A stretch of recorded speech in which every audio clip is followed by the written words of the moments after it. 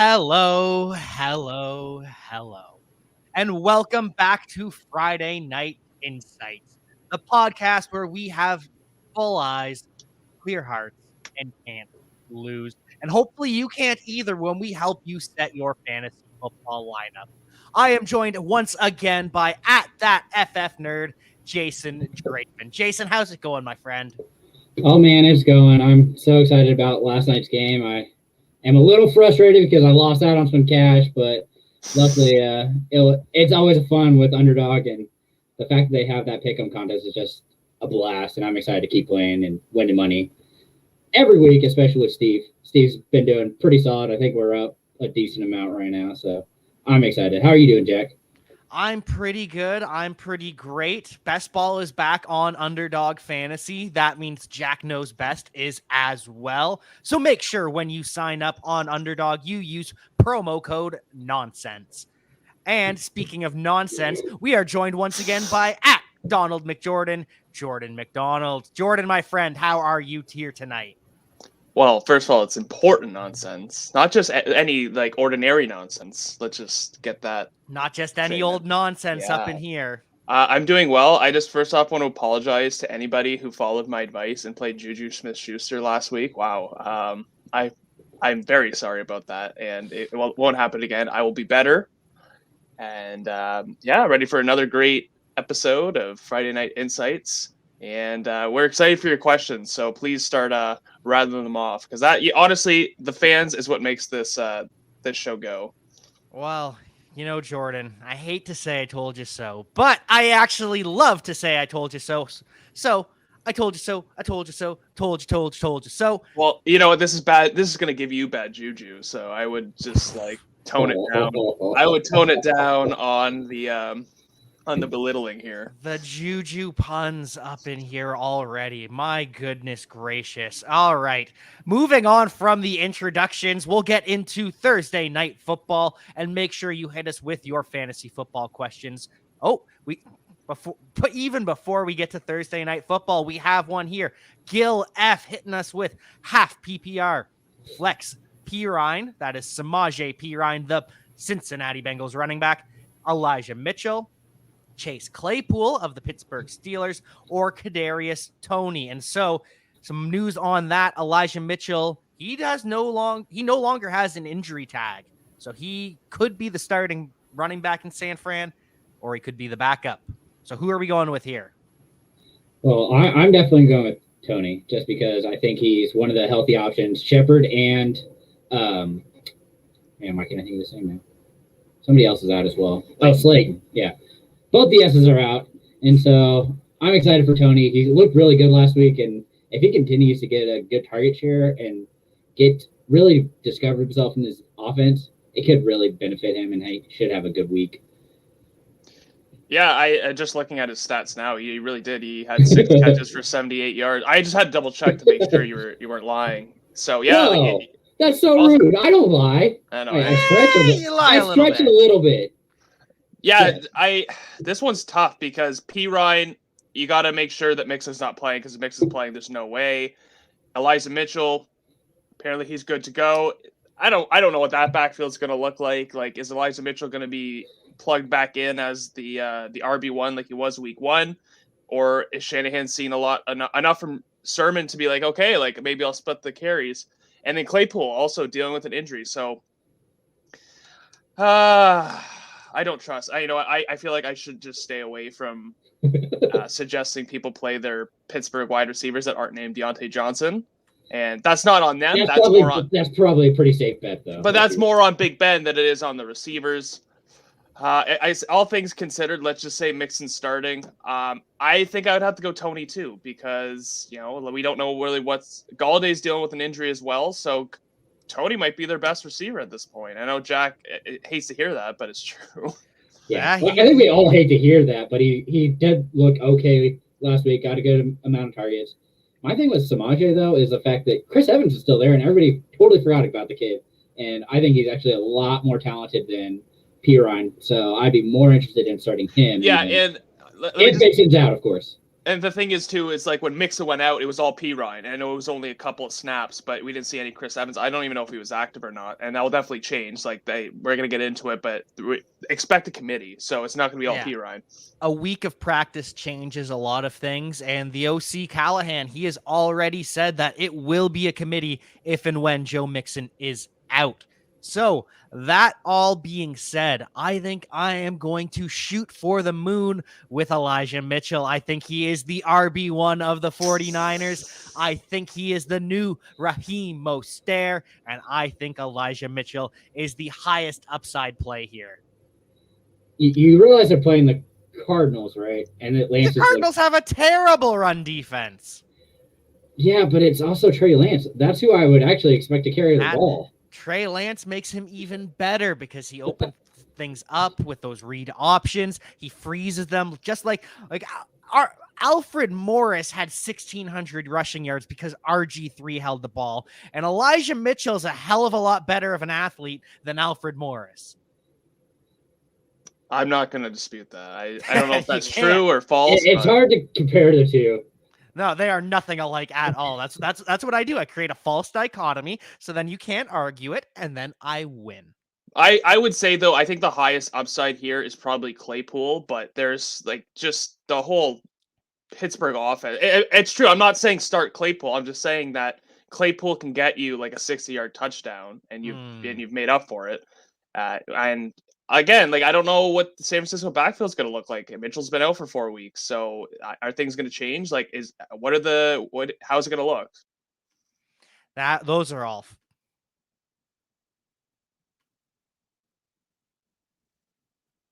Yeah, that's all fair. Okay, I get what you're saying, but yeah.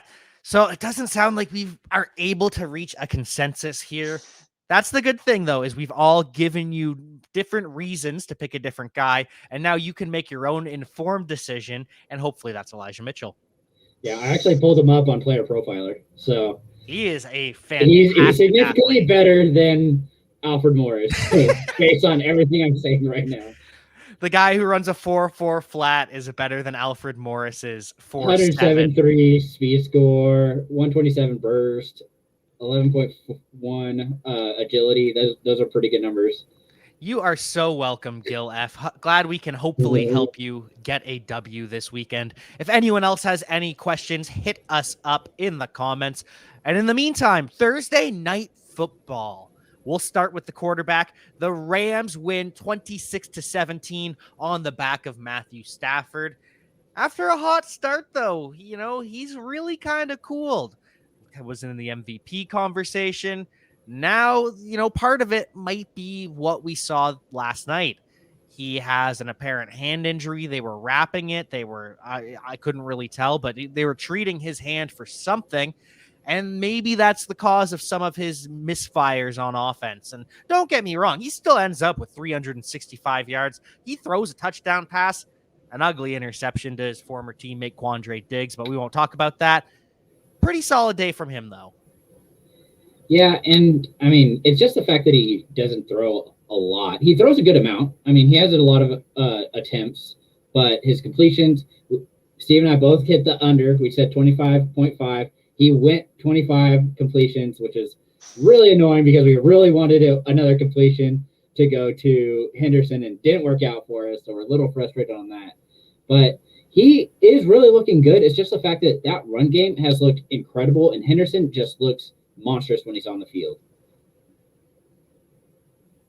Yeah, he really Henderson. This offense really is just traded Boyd and got Julio. What do you guys think? Yes. Yeah, all day. With Higgins and Chase back, that works out for you. The only thing that worries me is Julio's hamstring. Like how is that going to impact him for the rest of the season? Because he's out this week. So is it going to be a season-long thing? Like, will he come back and be fresh? Well, the good news is he hasn't practiced and tried to force his way through it at all. That's the thing I like about it. He hasn't risked re-injuring it. Hopefully the team is smart and brings him back slowly because he is getting up there. He needs time to let his body heal, and that's okay. But when he comes back, he is going to ball. So yes, Julio over Tyler Boyd. Absolutely. Man, you have to go. Speaking of coming back here, Robert Woods, man, looked so good last night. Mm-hmm. 4 quiet weeks, the squeaky wheel finally gets the grease. Leads the team across the board. 14 targets, 12 receptions, 150 yards. That was the day we wanted from Bobby Forrest. 27 points in PPR. And Cooper Kupp, he's back to his regular self too. 7 grabs, 92 yards. Very solid, 16.2.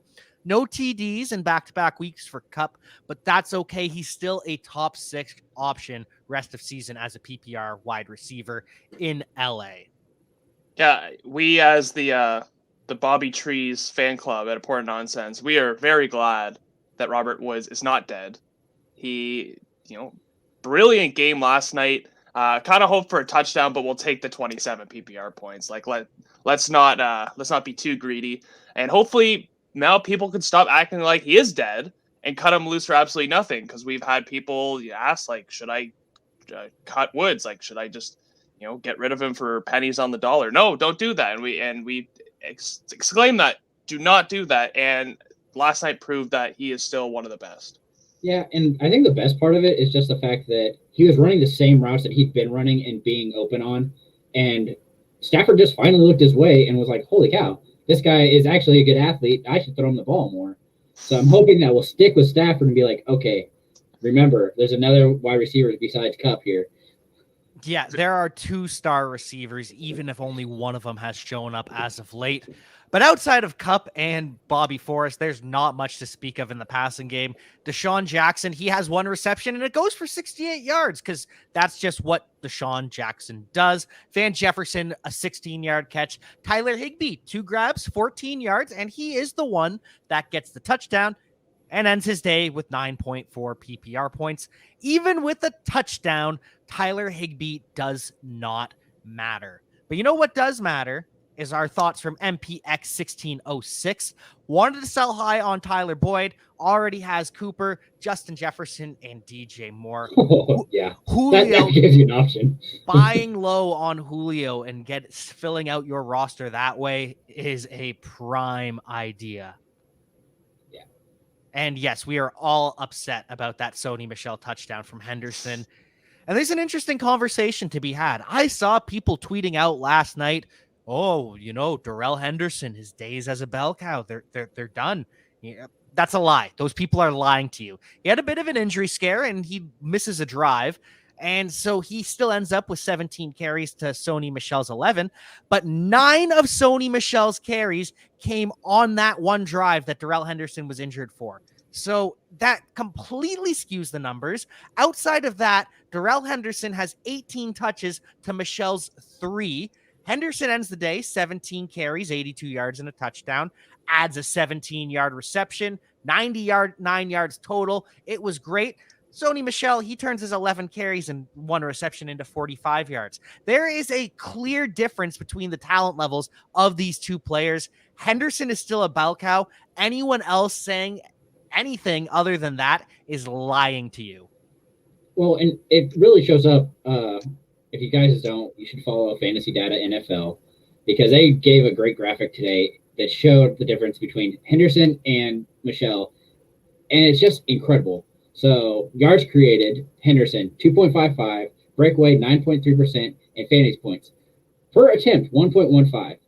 You look at Michel on those same statistics, created per attempt 1.43, breakaway run rate 2.9%. So almost full 7% less, and his fantasy points per attempt was 0.44, almost a full point down. It's just incredible that people are trying to compare the 2. I do expect that he does get some use just because I do want to keep Henderson healthy, so I can still see them sprinkling him in. But if he gets in the end zone, I'm going to be even more frustrated every week.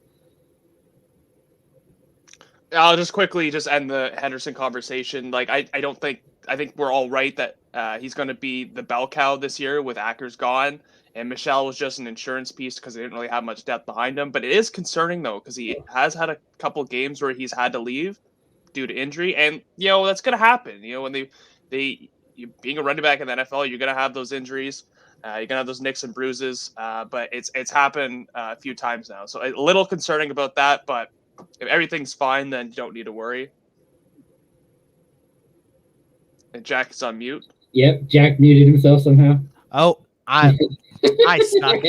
Yeah, Darrell Henderson, he's a smaller back. It's fine. He's going to get banged up and bruised sometimes. But speaking of disappointing, why do my running backs suck? I have Kamara and Taylor. So for starters, Kamara has turned into Nick Chubb. He is getting no usage in the passing game. Last week, he goes over 100 yards rushing, but that's only 11 fantasy points. It really doesn't help you at all. And Jonathan Taylor, he did finally rebound, though. Yeah, it's really game script for both of them. The fact that Kamara isn't getting targets is extremely frustrated. And I think that if anybody's able to talk on Taylor, it's going to be Jordan, so I'm going to let him have the floor for that one. Well, Taylor's interesting because he's pretty much their entire offense, it seems like. The offense runs through Jonathan Taylor. I was a little worried with Quentin Nelson being out that he was not going to be able to be as productive, and that was wrong. And against Miami, who has a pretty good defense, so let's hope that he replicates that against the Ravens. We'll see if that happens. But like I said, he's their best offensive player. I wouldn't worry too much about Taylor. Kamara, I don't know why he's not being targeted. I don't know if it's Winston. I can't be Sean Payton because, Sean Payton and, whoever had a quarterback, it was targeting Kamara. So I don't know what the deal is with that. Was that Peyton, though, or was that Drew Brees? Is it possible that Peyton just wants to play this ground and pound offense because he doesn't trust Jameis Winston? But how can you not trust a guy to throw a dump off pass? Yeah, this is true, but yeah, I think it's more of a maybe Winston will not take the dump off and will throw it. So Peyton's trying to limit that. It's very confusing. It's very disappointing, but I think at this talent level, you have to trust they're going to rebound at some point. And so next question, Knox or Cook for tight end starter since George Kittle is supposed to be out this weekend? This is Jason. This is a Jason Yeah, question. you know exactly who it is. It's Knox again. I love Jared Cook and everything because he's a Charger, but as the actual talent, Knox is the guy that Allen really is connecting with. It's hard not to enjoy it, especially after my call last week. I remember seeing one of your TikToks and you disparaging Jared Cook because he stole a touchdown from Donald Parham. As he should. I don't understand why he keeps being used. Parham is clearly the better talent here, and it's not a competition. Just quickly, it's a toss-up. I'll say Knox because Knox and Allen have established a really great red zone connection. High-scoring game. Yeah, it's probably be a high-scoring game and probably a lot of opportunities to score. So I would go Knox as well.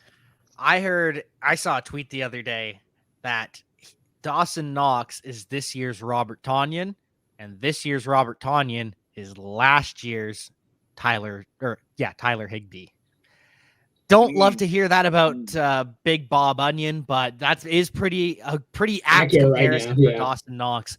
I am excited about him. So our next question from James Zhao, starters: Murray, DeAndre Hopkins, I'm not going to read all the starters. Do I trade Antonio Gibson and Lockett for Diggs and Chase Edmonds? That, can I just say, we're not going to go into it. That is a very deep bench. My goodness. I know that you have Gibson banged up, Julio's out, but man, the question, do I trade Gibson and Lockett for Diggs and Edmond? Edmonds is banged up too. Just because you're pretty set at running back, and I think Diggs would be more consistent on the year. And because of the fact that Edmonds actually is getting a lot more work than Gibson, I think, at this point, especially on that high-powered offense, I'm probably going to go with it. I would much prefer Diggs here. Yeah, that's close. I don't know. Yeah, it seems like it's closer on the board. I actually kind of like Diggs over Lockett just because, Russ might be out. We're going to get into it. Russ might be out for a month, so we don't know if his production's going to drop. So maybe that might be the deciding factor for me, is that you might get a better value in Diggs and Lockett. I think that's the deciding factor because either way, you're competing in your flex Edmonds or Gibson versus Henderson. They're not going to start every week. So yeah, it becomes Stephon Diggs or Tyler Lockett. I go Stephon Diggs every time. And unfortunately, we do have some breaking news moving on to the Seattle Seahawks side of this Thursday night football matchup. Russell Wilson has surgery on injured finger, expected out 6 to 8 weeks. And so what happens? He smacks his hand on Aaron Donald, destroys his middle finger, as my best friend, hand therapy specialist Jonah Pataki, and my friend on Twitter, @DocFlynnNFL, correctly predicted.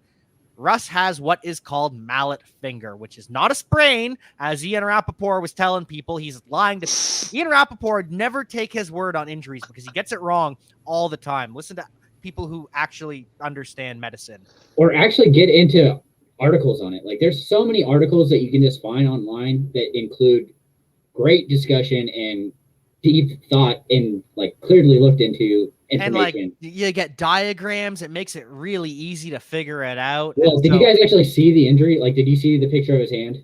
Yeah. Oh man, it is brutal. He looked like he had Brian Baldinger hand. It is not for the faint of heart. Do not look it up if you are squeamish. And so what it actually is, and I'm quoting this from @DocFlynn, Dr. Jessica Flynn, a complete disruption of the tendon that straightens the joint at the tip of the finger. The tendon can be avulsed, pulled off from the bone, or simply torn. And that... oh no, his finger looked like a Cheeto. Oh no, Stephen. Yeah, that's pretty accurate. It is, but you've ruined Cheetos for me, my good friend. So yeah, Wait, like a puffy Cheeto or a crunchy Cheeto? Because either or, it actually probably work. It's probably a puffy. I think it looked pretty. Yeah. It looked pretty swollen pretty quickly after that. Yeah. It clearly was horrible. And it looks like Geno Smith will be the starter. And I've got a question for you. We know that the Jets ruined Sam Darnold. It was not his fault. It looks like they might be ruining Zach Wilson. Is it possible they ruined Geno Smith and he's actually good? I mean, he looked pretty good in that second half, or I guess fourth quarter, really. But he had pretty much the same amount of points in completions as Wilson did in his time playing. So maybe the offense becomes more high-powered, but as with anything, you really just have to see it first, and it looked like he was really splitting the ball well. I just don't like that he seemed to favor DK because he's just a bigger dude, and that's going to hurt Lockett even more because I don't think he's going to take those shots that Russell was so known. Yeah, when you have a big body like that. I will say with Geno Smith, I think that his tenure in the NFL was kind of thrown for a loop when he got punched in the face by, I can't remember the guy's name. Imkapala. Yes, that's it. Name. And then he got released and then picked up by Rex Ryan and the Buffalo Bills. But anyways. And made him a captain to face his former team. Rex Ryan is the ultimate troll in NFL history. Yeah. So, and that was a year that, I think that was a Fitzpatrick year where he had like a Pro Bowl year and they were like, they had Brandon Marshall and Eric Decker and Fitzpatrick. Yeah, Pro Bowl year. So we don't know. We don't know what the course of history, like it's like a Marvel what if episode. Like what if Geno Smith never got punched in the face? You know, maybe he would still be with the Jets. But yeah, like Jason said, I think he played all right. The interception when he was targeting Lockett wasn't his fault. Like he was going to throw to Lockett regardless, and Lockett fell. And Nick Scott was there just to intercept the ball. You could blame Lockett for that, but that was the play design. So we'll see how a week and a half of practice looks for him as he goes forward. But I'm a little worried though, because like Russ with the moon balls. Are we going to see moon balls from Geno Smith? Yeah, it's lots of question marks going forward, and I don't know if it's a good thing or not. But they also get the Steelers next week, so there's opportunity there. You know what's funny though? I'd still play Geno Smith over Ben. I'm not joking.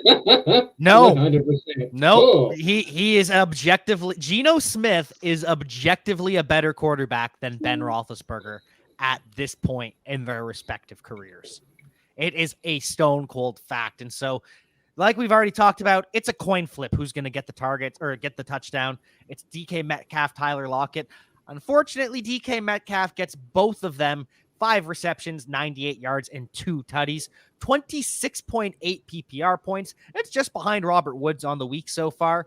Sadly, Lockett, it's only 5 balls for 57 yards, but he did have 10 targets. So follow the targets. Hopefully, Tyler Lockett is still the wide receiver 1, and hopefully Geno Smith is just good enough for both of them to get by going forward. Okay, I'm going to bring it up because I'm annoyed as all get out here because Lockett had the touchdown. DK should have 0 touchdowns. That's just how it should have been last night because Lockett had that wide open ball that he had pass interference on. Had he been able to get to that and just run, it's easily a touchdown. He's right there. He's already had a 50-yard bomb. So you add 50 yards in the touchdown there. He has the one that's in the end zone. I mean, he slips. But had he caught that, it's a completely different day. Lockett looks like the guy as he should have been because there was a good corner on DK. So he was getting most of the Ramsey treatment, and it worked out great. Lockett should have been the guy. So I think you can decide that if there's a good cornerback, that you can play Lockett because he's going to line up against DK because he's a big body. Now, my biggest frustration here is I don't understand why quarterbacks and wide receivers don't get points for pass interference. The fact that there aren't yardage added to them makes me so mad. I don't understand why. That it's not a thing. They created the distance. I don't care if it's catchable or not. If it's called pass interference, in theory, the ball is catchable. So both people should have the additional yardage there, and it's so frustrating. I don't know. I just figured if you don't catch the ball, then you shouldn't get the points for it. Well, why don't you make that fantasy league then, and you and Steven Absolutely. Johnson can play together.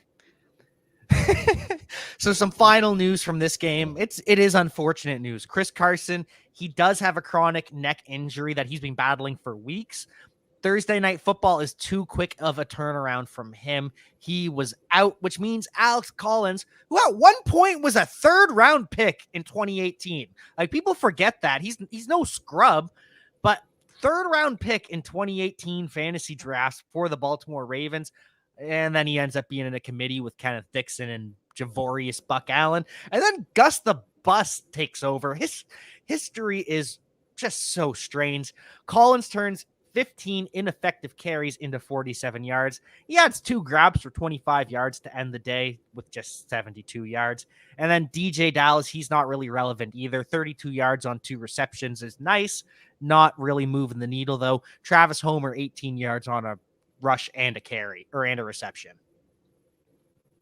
Yeah, I mean, I'm a little frustrated because I know it's the end of the game last week and Collins gets a lot of usage, but I don't understand why they didn't use him more in the passing game. He caught the 2 that were thrown his way, and it's so frustrating because that would really have changed his outlook. I had him as a low-end RB2. He's likely going to end up probably a mid-tier 3, and it's frustrating because that's what you expected out of him, was to be the guy, get those carries, and get that usage in the passing game because that's what you saw. And so the fact that they weren't using him in that situation is extremely frustrating. I love how Jason just loves to just share his frustrations. A little startup sentence. Absolutely. I love it. But Well, it's true. No, I'm not disputing that. Yeah, I honestly think this might turn more into a committee. I don't know if Collins or any of the other guys are going to be worth starting. Well, they might be, maybe in deep flex leagues or deep leagues in a flex spot, whatever. But hopefully that the longer week can get Carson back on the field. Like it's like you said earlier, it just the short turnaround, didn't give him enough time to recuperate. Because no one wants this committee. No one wants to do anything with it. And then the scary thing is, what if Carson comes back and it's still a committee because they want to save him? That would be the ultimate Pete Carroll thing. Yeah, that's kind of what I'm more nervous about for the whole situation. And then they have Carson for the playoffs. So he's completely healthy and ready to go at that point. Also, I just remember this. Next week, this will be the first game that Russell Wilson misses in his NFL career. It will be, which is just so sad for Russ. Pour one out for him. Geno Smith's career average depth of target is 7 yards. Most of that with the Jets in 2013 and 2014. That is a long time ago. Next question from Deluxe Krang plays Robert Woods and Javonte Williams for Mike Evans. Hard no. Yeah, Hard no. No. Why?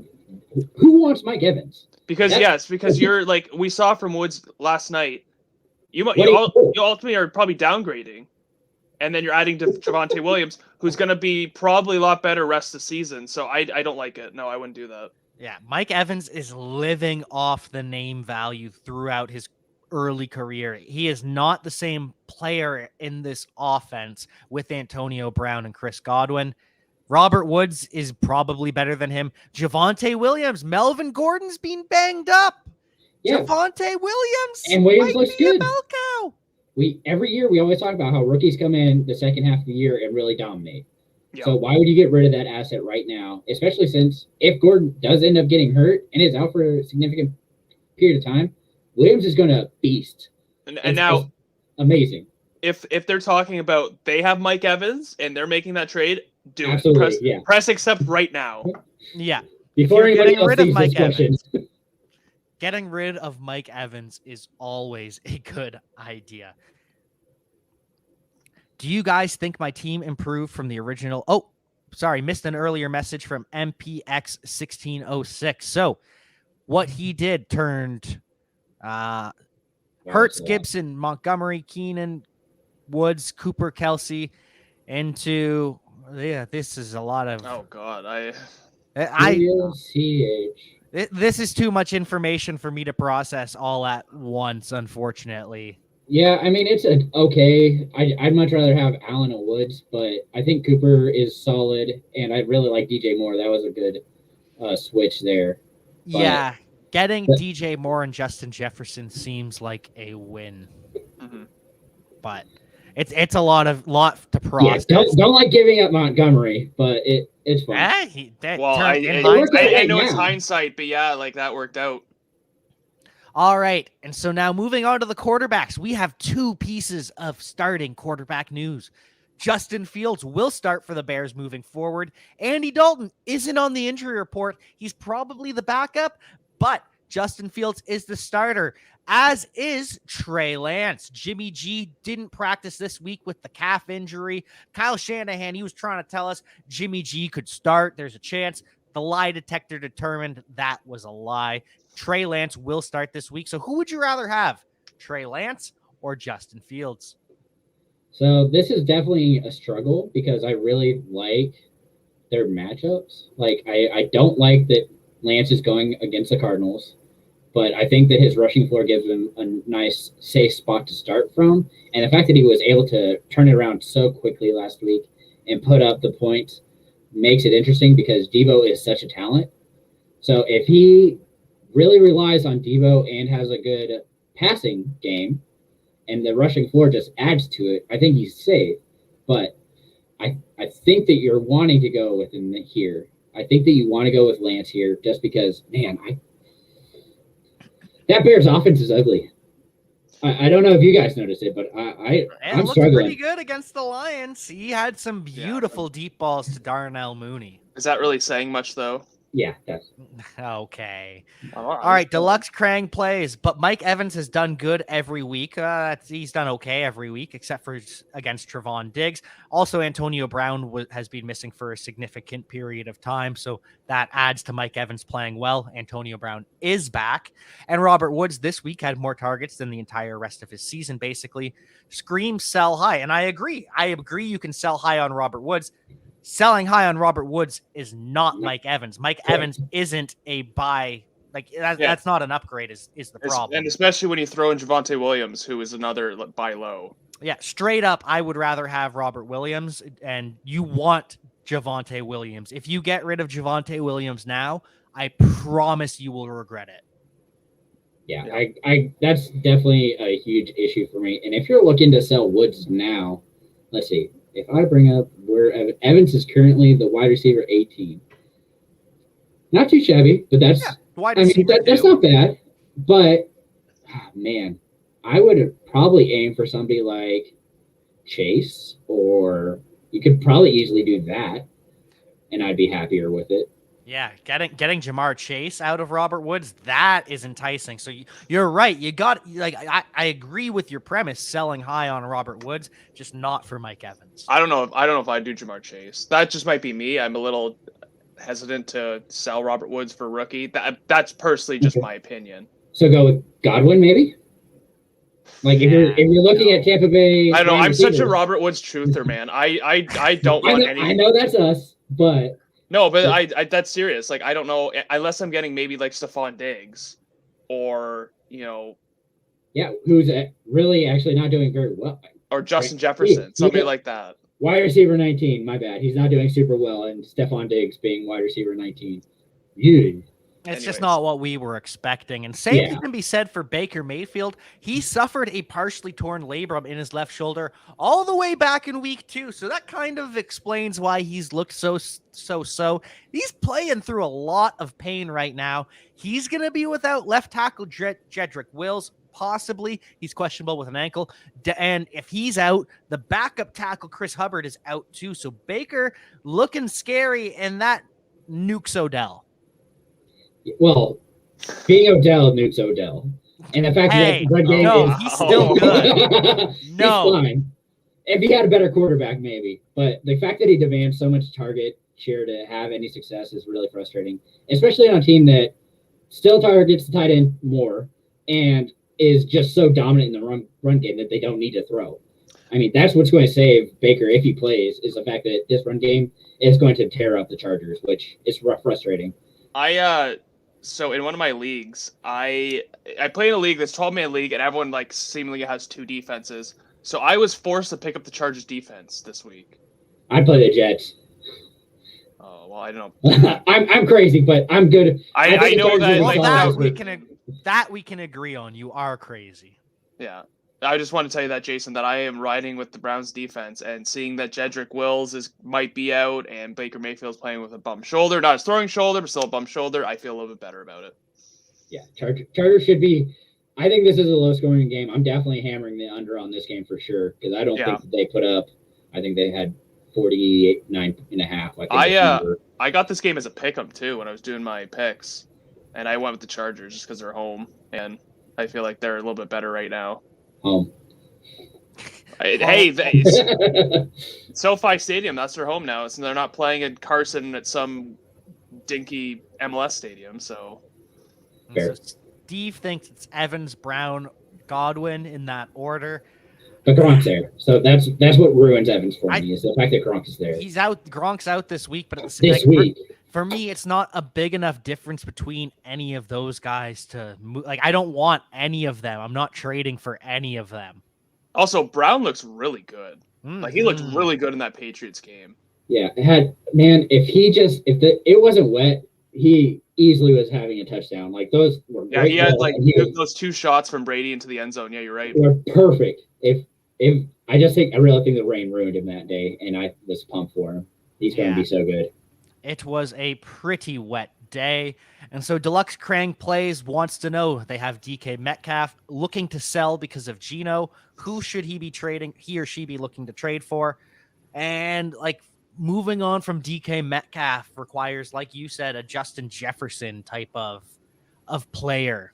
Yeah. Or even Diggs. I mean, Diggs is also in that same area. I'm fine doing that. Yeah. Like somebody who's a dominant one, who has help, like Sanders, who's really showed up this year so far. I don't know if you can, but if you can even flip him for more, I would definitely do that. It's going to be harder, but DJ Moore would be the perfect guy to. Or like Terry McLaurin, some guy that like you can play every week and not feel bad, because like, and that's the thing too. Like, we don't know if DK isn't quarterback proof, like Terry McLaurin is. Like, we don't know. Like DK could come out and still have 100 yards, 2 touchdowns against the Steelers. We don't know that. I would hold on personally. I would hold on and see. And if they comes out and has like 5 catches for 37 yards, then maybe start looking. And it depends. If you're pretty good at wide receiver, maybe you look for a running back, like, or another position. Quarterback. I would go lower and get somebody like or do a double dip. Johnson or Lamb are both kind of buy lows right now. I would look to get ahead of it. I would look to move off DK Metcalf if possible. I don't know how possible it will be, but like Terry McLaurin, completely quarterback proof. Taylor Heineken, he has been great with him because he gets all the targets. And now Logan Thomas out too, just makes Terry McLaurin even better. Another guy who is supposed to get all the targets, though, Cortland Sutton. He rolled his ankle earlier today, and now he's questionable. We have no idea what his status for this weekend is going to be. And same with this quarterback. We think that Teddy Bridgewater is going to play. He was limited yesterday with a concussion. He did practice today, and he's on pace to play. They're expecting him to play, but it's a concussion. It's always so tricky. And now Cortland Sutton's kind of going to be limited this weekend. So that is not looking good for anyone on the Denver Broncos, except for Noah Fant. He probably sees a boost from this. Yeah. I have a question for Jason, the sit guru, and I know that we give advice, but like for me, it's like I will give advice, but like when it comes to my own teams, I need to ask everybody. So Jason, I have a problem with my receivers. I have Ridley, who's out. Yeah. My other receivers are Mike Evans, who I have to start, Julio, who's out, Cortland Sutton, who's questionable, Corey Davis or Brandon Ayuk. So do I just roll with Davis? I think Davis is. Yeah, I think you have to go with Davis, but you have to realize that's a London game, which means I'm waking up earlier on a Sunday than I want to, because that game kicks off at 8:30 Central. So that's why you got to get the Eastern time bias, baby. 9:30. Woo! Oh man, it's just brutal. That's that early. And EST, Eastern Standard Time. Let's go. And so hopefully Jerry Jeudy might be back around week 8-ish off the high ankle sprain. Like week 7 would possibly be possible, but they play on Thursday night against the Browns that week, so probably not. If it was a Sunday, maybe. Week 8-ish is what the timeline we're looking for Jerry Jeudy. Cortland Sutton, we'll give you more information on Twitter if we know that. Football should be on all day Sunday every week. I agree. Like I'm fine with the 9 a.m. Eastern Standard Time, the best time. If it was available, I'd be fine doing that, but it's not always available, and I have to go and sit at somebody's brunch and ruin it because I'm yelling at the TV. So yes, I would agree. It's an awesome idea until you're actually doing it and trying to answer questions for people, and like frustrated because you go to brunch after church, and I'm there yelling. And Jason's yelling at the Falcons-Jets games. Just ruins your day. Oh, that's amazing. Oh, I mean, to be fair, the Falcons-Jets game is going to ruin your day to begin with, just like Carson Wentz is going to ruin Jordan's day. First full practice since week 1. Is that a good thing? Well, I mean, it's not a bad thing, but so I hate that I have to say this. I hate that I am going to have to like walk back what I've said when I said the season's done. But thankfully, the Titans lost to the Jets. So now the AFC South's wide open because Jags aren't winning it. Texans aren't winning it.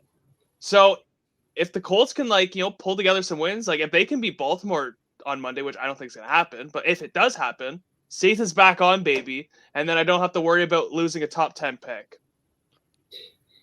I mean, it's hard to have another one. I mean, I really like the fact that Wentz is back. I think that this should have been the time that he was coming back anyway from injury. I'd much prefer him now just starting in, but I understand why they held him out for such a long period of time. They should have held him out for this period of time. Sorry, is what I should have until now. They should have. It's really scary because when he had that foot injury, it was all about Eason's the QB1, and now Eason's inactive and Brett Hundley's the backup, a guy you picked up off the streets. So they have to start. If Wentz isn't starting, then they're essentially tanking. Well, they might be doing that anyway, so they don't give up a higher round pick.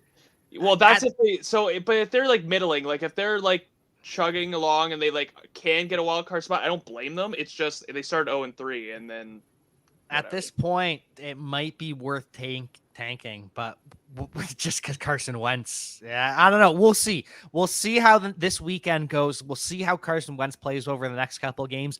I truly believe Chris Ballard is smart enough to bench him if it's going to be a top 10 pick with him starting.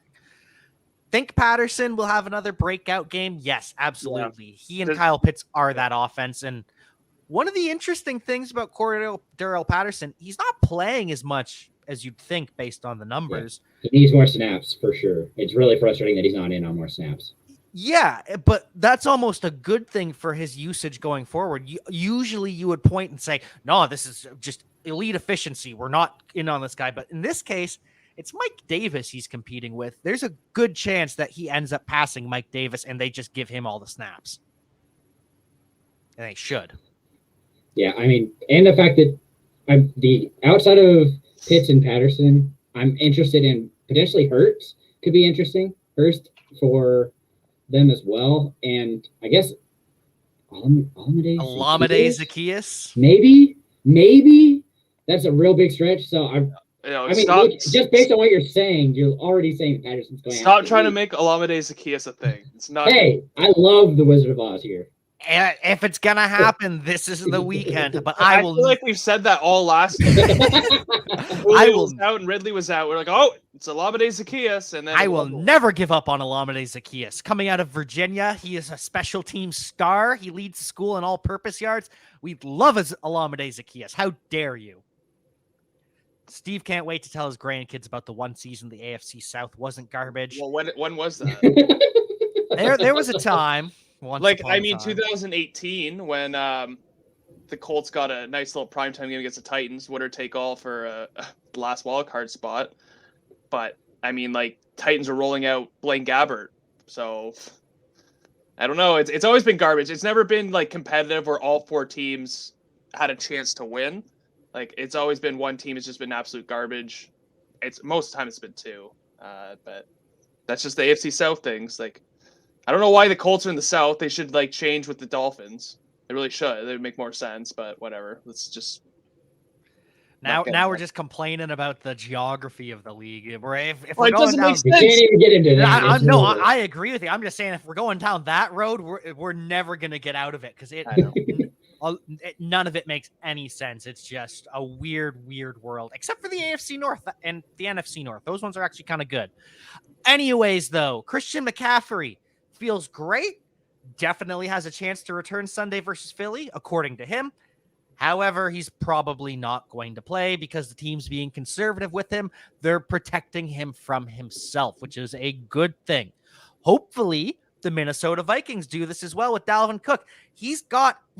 We never actually found out if it was a high ankle sprain. Our friend on Twitter, @ProFootballDoc, Edwin Porras, he thinks it's a high ankle sprain based on the injury mechanism. If that's the case, sit him down. Let him heal up. Don't play him.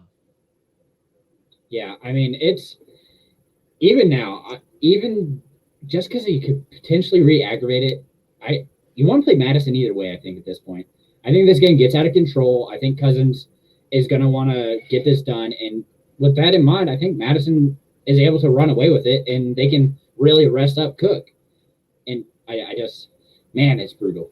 The fact that we even have to talk about this because they really need to just sit him to keep him healthy. Yeah, like Steven Johnson says, you're going to need those running backs come winter. Sit them now, please. Yeah. And then you're playing, and sorry, Jack, but it's true. Like, you could probably afford to sit Cook against the Lions, and you can roll out Madison. No, it's serious. Like, you just go up, and you can chuck the ball around to your two big guys, and then start stand the clock down with Madison. And I still think Cook's going to play, but like Jason said, it's probably be a limited capacity. So if I'm a Cook, if I roster Cook, I would want Madison all my teams with Cook. Like, I would try and go out and get him either a trade because I don't think he would really cost that much to get him. I think it's too late at this point. I think the cat's out of the bag on Madison. He's hard to get at this point, shockingly enough. I'd still try. I would see like one of those guys that isn't performing well. If you got somebody like, I don't know, I can't think of anyone on the top of my head, but I would try at least. Yeah. Worth a try for sure. But the Alexander Madison love is real at this point. And another running back who's coming off of injury, but says he's fine. Zeke, he missed Wednesday, returned Thursday. Says that a lot of the stiffness is gone in his knee after a few days off. And he's not concerned. He says he's going to be active. He's out-touched Tony Pollard 71-45 so far. He looks like an true RB1, top 3 RB. Yeah, but I'm still a Pollard guy, man. He just looks so much better with the ball in his hand. It's so frustrating.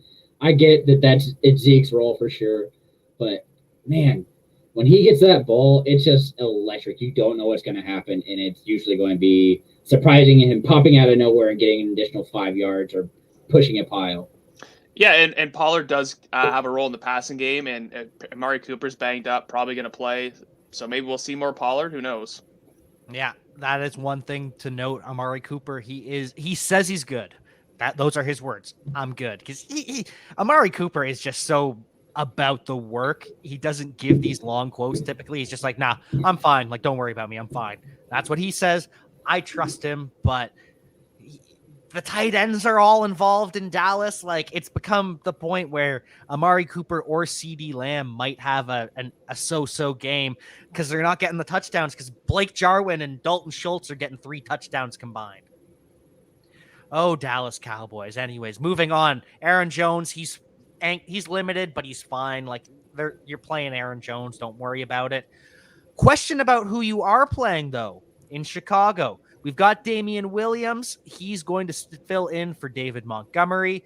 Is Samaje Perine, if he's the guy with Joe Mixon out, how are we dealing with this? Who would you rather have, Damian Williams or Samaje Perine? And then for the backup to them, Khalil Herbert, the backup to Damian Williams, or Chris Evans, the backup to Samaje Perine? I mean, I prefer Williams because I think he's the one who will grab a hold of that role. He's had a full year off. Hopefully he's back. He looks decent. He looks healthy. He looks back in shape, so it's not bad. And he was a good runner in KC. So if he can really, I think that they try and offset him a little bit to make sure he doesn't get hurt because he already hurt himself a little bit in the past game. And that's part of the reason that you even saw Herbert on the field.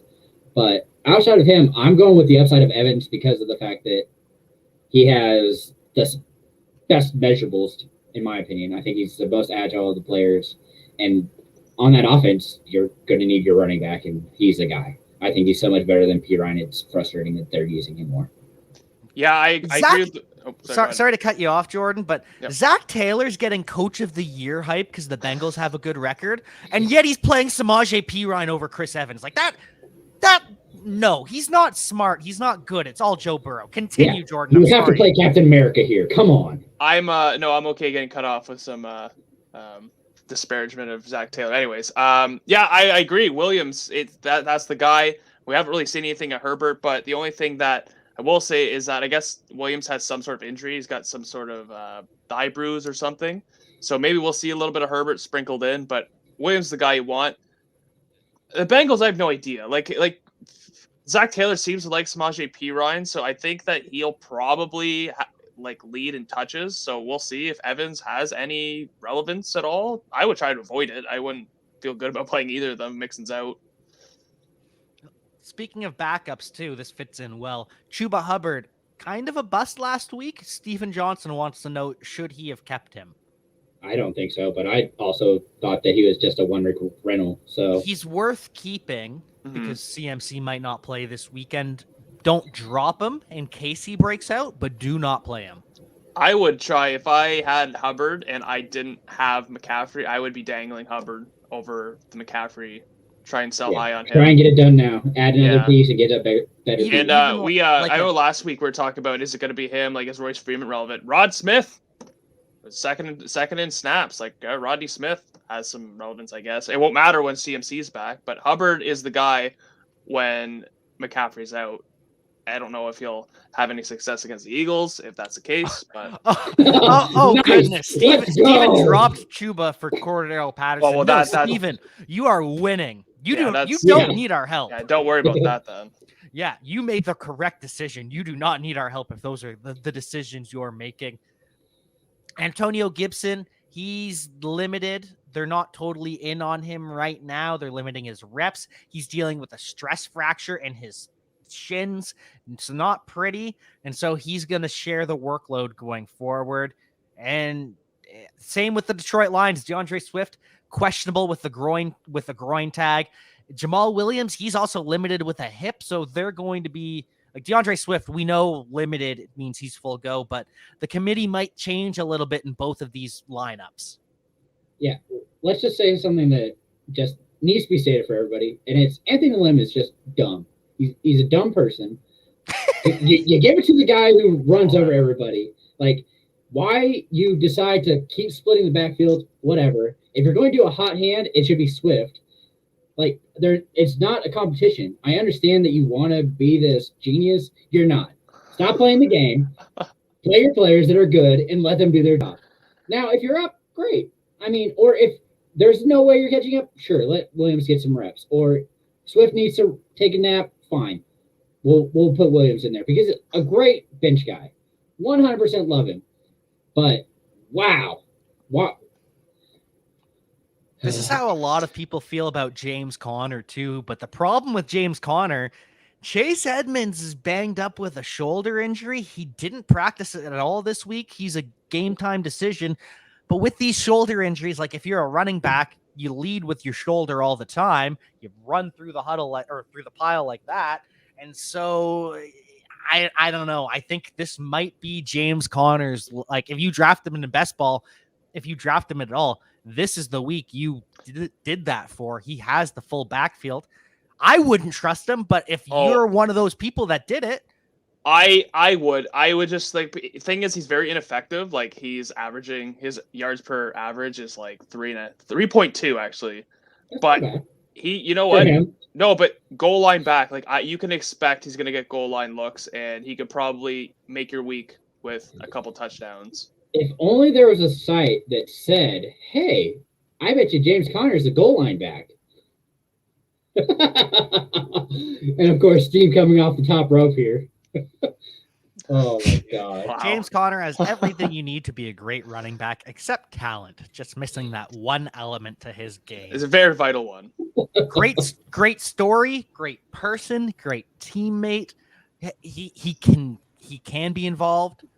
Who Deluxe Krang plays? Who is the most sell high player in the league, you guys, right now? Cordell Patterson. Absolutely. Yeah. You should be able to get so much for him because he's that person that is constantly putting in. And I think that he will be relevant throughout the entire season. So it's not like you're getting rid of him and it'll just fade out. Like he will be relevant considering how Arthur Smith runs that offense, which infuriates me. The fact that he is outpacing Calvin Ridley is astonishing. He's currently the RB3 and the wide receiver 9. So just keep that in mind in fantasy points. He's not going to be that all year. He's going to be viable all year. He's going to be at least an RB2 flex all year. But like Jordan said, sell high because he's not going to be the RB3 by the end of the season. Because Calvin Ridley, speaking of him, he's out this weekend, not making the trip to the Jets for personal reasons. Russell Gage is out already. We kind of talked about this, hinted at it, but that just makes this ugly game even uglier. Julio Jones is out as well with the hamstring. A.J. Brown, he is supposed to be back from the hamstring. Nick Westbrook-Akeen, he's questionable with a hamstring. So lots of hamstring injuries down in Tennessee. Tough to know what's going to go on, but I think you trust A.J. Brown in a rebound. Yeah, well, I hope it's not a decoy, but you know what? You know who we can trust in this offense? Chester Rogers. That just makes me feel dirty. Why do you have to say stuff like that? I feel like I need a shower. Yeah, I need a shower. And the Washington football team, they are pretty banged up, which means Terry McLaurin is going to ball out. Curtis Samuel didn't practice Wednesday or Thursday with a groin. Not sure his status for the weekend. It's pretty highly questionable. But Diami Brown and Cam Sims are both officially out, as we've talked about, Logan Thomas. So Terry McLaurin to the moon. T. Higgins is back, though. He was limited with the shoulder Wednesday, Thursday. Zach Taylor says he looks great. He's going to play this weekend. So now we've got to ask this. Jamar Chase or Terry McLaurin rest of season? Well, we just talked about how Terry McLaurin is a beast, but it doesn't matter who the quarterback is because at this point, he's wide receiver 6, while Chase is surprisingly wide receiver 12 in fantasy. Like, this is just mind-blowing, but the consistency that McLaurin has as the really only option for the football team makes him the guy that you want here. I agree. I'm on McLaurin. I mentioned that already. Okay, I'm glad we're all on the same page. It's just, I don't want to lie to you. And I had this question from a friend, and so I told them Terry McLaurin rest of the season, but if it's a keeper, if it's a dynasty, I want Jamar Chase long term. He's only 20 years old, but this year Terry McLaurin blows Jamar Chase out of the water. Giants, highly questionable. We already talked about it with Kadarius Toney looking good this week. John Ross is even an option this week because both Darius Slayton and Sterling Shepard are out. Kenny Golladay limited. So if you're in a deep league and John Ross is you're starting 5 receivers, put in John Ross. And I know that's a super deep league, but he's worth it. I just want to say quickly, if Kenny Golladay starts, I don't think you can play him at all because I think Trayvon Diggs is going to be covering him all game and he's going to be completely irrelevant. So I would be a little hesitant to play him. That's a very good note about that as well. And another one that's kind of questionable too, Devontae Parker. He's kind of looks like Kenny Golladay. He's not as talented, but he's getting more targets, so it's kind of confusing. He's limited with a shoulder on Wednesday and Thursday. Now he's got a hamstring pull, and that's sore, so he's a game time decision. Will Fuller's on the IR. Dolphins are falling apart. Yeah, but it's frustrating because Parker, okay, so far it's been Waddle and Parker for the 2 games that Brissett's been the quarterback. You've had one good game from each. So if Parker's out, that gives you the clear option of who it's going to be this week. Besides Jaceki, who's going to be the consistent one no matter what. Always a second option, second read for Brissett. So I have 2 things I want to say. One, Will Fuller going on IR. Like the 1 year that I invested heavily in Will Fuller, like of course, like why that was my fault. 2, and we should have mentioned this earlier with running backs. What the hell happened to Myles Gaskin? Malcolm Brown is, I guess, who they prefer out there, which is super frustrating. I don't know if the offensive line is terrible. Jacoby Brissett's the quarterback, and Malcolm Brown is for some reason getting snaps. Maybe Brian Flores isn't as good as we thought he was. I don't know about that. I think he's a great coach. I do too, but he's making some questionable decisions. But he's not running the offense, so I don't think that's his call. Okay. You've swung me back around. I felt bad disparaging Brian Flores, but yes, he's still good. It's just figure it out, Miami. Figure it out. Josh Gordon playing this week, not fantasy relevant. I'm sure someone in your league has already added him. He's like, you're not playing him this week, but he's worth an ad. Like if he's on your waiver wire, Sammy Watkins never did anything as the wide receiver 2 in Kansas City. McCole Hardman never did. Josh Gordon, even though it's been some time since he's played at that level, he has been better than both of those players in the NFL. So there's a chance. We do the song and dance. I said this last week. We do the song and dance every time he's back. Josh Gordon, he had one good year in 2014, and then he's dealt with his issues, and he's working through that. We don't want to make fun of that. But he comes back, and everyone thinks of the moon of him, and everyone's like, oh, got to have him on my team. And then he's just does the bare minimum. See, did you see him? Like, did you see how he looks? He looked like that every time. I don't understand how he can be. I'll say last year I was not in when he came to Seattle. It made no sense. It was a consolidated target share in a high run offense. In Kansas City, that's the only team that kind of has me a little bit interested. I'm just he's worth a $0 waiver claim. Well, that's what he's also worth it in DFS and potentially pick him. Like if there's a pick him that it's like 50 yards, I'm probably going to take not the over. This week. I would wait. Absolutely, because this is the week that they're going against the Bills. There's going to be an opportunity because they're going to be paying attention to Hill, and Gordon gets loose once, and that's all it takes. I wouldn't. I would stay away from that. I'm a little biased because some guy in my home league spent 40% of his FAB on him. Okay, yeah, that makes no sense. And he is the player you add for nothing. Like you don't invest any of your free agent budget on him because it could end up being a complete bust. But if it's like not going to cost you anything, not going to hurt your waiver priority, you should absolutely do it. The last time Josh Gordon was fantasy relevant, Geno Smith was a starting QB. Yeah. And that kind of ties it all together to the Seahawks conversation. Dwayne Eskridge placed on IR with a concussion that he suffered in week 1. So Freddie Swain, interesting guy to look at on your waiver wire. Elijah Moore, he's been upgraded to full coming off the concussion. kind of murkies up this Jets passing game a little bit more. And so that's all of our wide receivers. Couple tight end questions for you real quick. Logan Thomas, we've talked about, he's out. Ricky Seals-Jones is the next man up. Is he worth a start, worth a play, worth a claim this week? Maybe. I mean, if you're former wide receiver. Yeah, the good thing about him is the fact that Samuel is still dealing with issues. He has a lingering injury. It's just one of those things that he might be the only other option if they decide to focus on Terry, try to take him away. I don't think it happens, but it's something to look at just in case. And it looks like Jordan doesn't agree with us, but no. George Kittle might be out this week. Gronk is out this week, so like tight end is running thin. What are you gonna do? Play Mo Alley Cox? Yeah. Oh God. You want to play the Mac? No, I don't. No, I don't. But people are going to because he had 2 touchdowns. He had 2 red zone touchdowns last week, and people are going to be like, "Oh, yeah, he's going to be in." And then Jack Doyle's going to have like an 80-yard game. Mac or RSJ? Mo Alley Cox? I would go Mo Alley Cox because we've seen it. Like Ricky Seals-Jones had the 1 touchdown in week 1. Was it week 1 against the Chargers? Whenever it was. He had a really good time, and that's all. That's all he's done. So Mo Alley Cox, we've seen that. So if those are your 2 tight ends, I would go with Mo Alley Cox.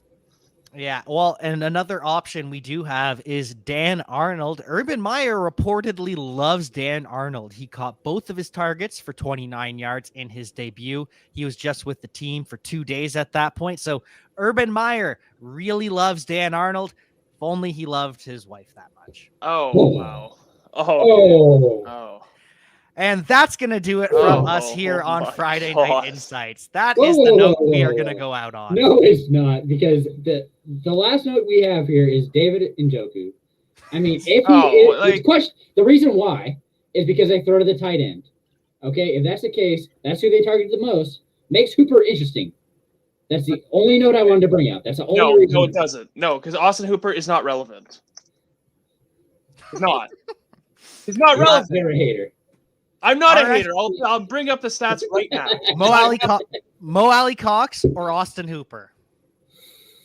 Oh, you know I'm a big Maction guy, so I honestly, you know what? I would probably go Mo Alley Cox because I think Mo Alley Cox has better upside. I can't believe I've got you to take Mo Alley Cox twice now in a tight end decision.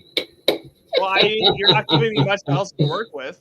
Love it. Like, you know what? If you could combine Austin Hooper, Harrison Bryant, and Njoku, I would and combine those into one person. I would still take Mo Alley Cox.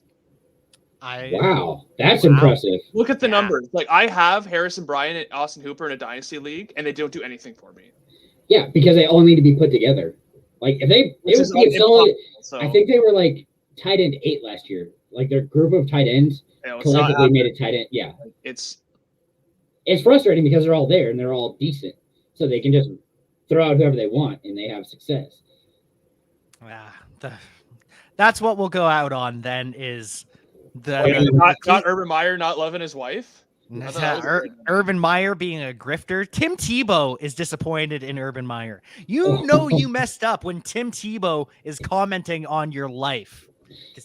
Tim Tebow is a 10 out of 10 grifter. Urban Meyer is a 1 out of 10 grifter. They are on opposite ends of the grifter spectrum. I'm not going to touch that. That's nope. Neither should Meyer. I am clearly not a Florida Gators guy. And so that's going to do it from us here on Friday Night Insights. Jordan, any parting thoughts and pluggables to plug? Yeah. Don't actually start Mo Alley Cox if you don't need to. Just letting you know that. Hey, go Colts. I think Colts are going against Jack's Ravens. Oh, nice. So I'm a big fan of the Vikings this week too. Yeah, Steven Johnson says thanks for the advice, guys. Skol Vikings. I really hope for the best for the Vikings. I might have to start Madison this week, so I'm really hoping. Cousins bouncing back this week. I'm pumped for the Chargers to play. That game's going to be super interesting, and I'm curious to see if we can actually stop Chubb and Hunt because man, that's going to be fun. But I'm ready to go play video games, so let's get out of here. It's a good weekend of NFL football. And it's going to be a good night of video games for Jason. So thank you for joining us. Follow me at Javanaugh87 everywhere. Follow Jason at that FF Nerd, and follow Jordan at Donald McJordan. And until then, we will see you next time.